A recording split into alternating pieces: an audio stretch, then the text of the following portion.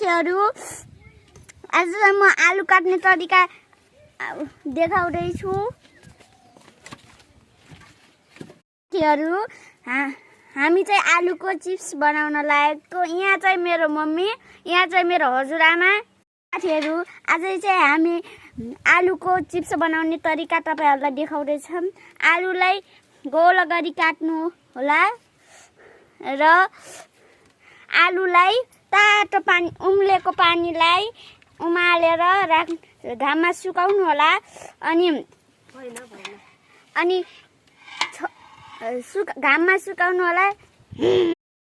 म तपाईहरुलाई आलुको चिप्स बनाउने तरिका देखाउँदैछु। सुरुमा पानी उमाल्नु होला अनि आलुलाई एक नास गरी काट्नु होला। यो राम्रो देखिन्छ एक नास गरी काटेसी। ल एकछिन पछि आलुलाई चलाउनु होला।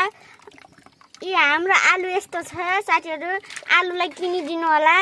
मेरो घर चाहिँ गुरागाउँ छ, डाङ हो।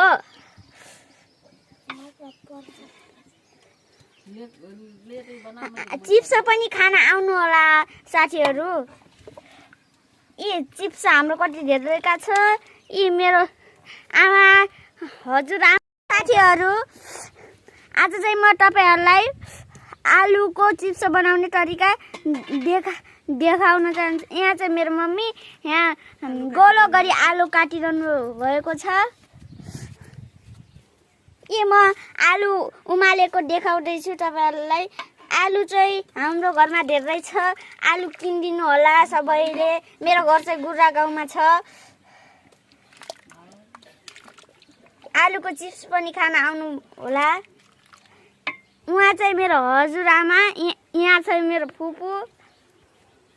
ल बाई गाइज, लाइक कमेन्ट सबै गरिदिनु होला, सब्स्क्राइब पनि गरिदिनु होला।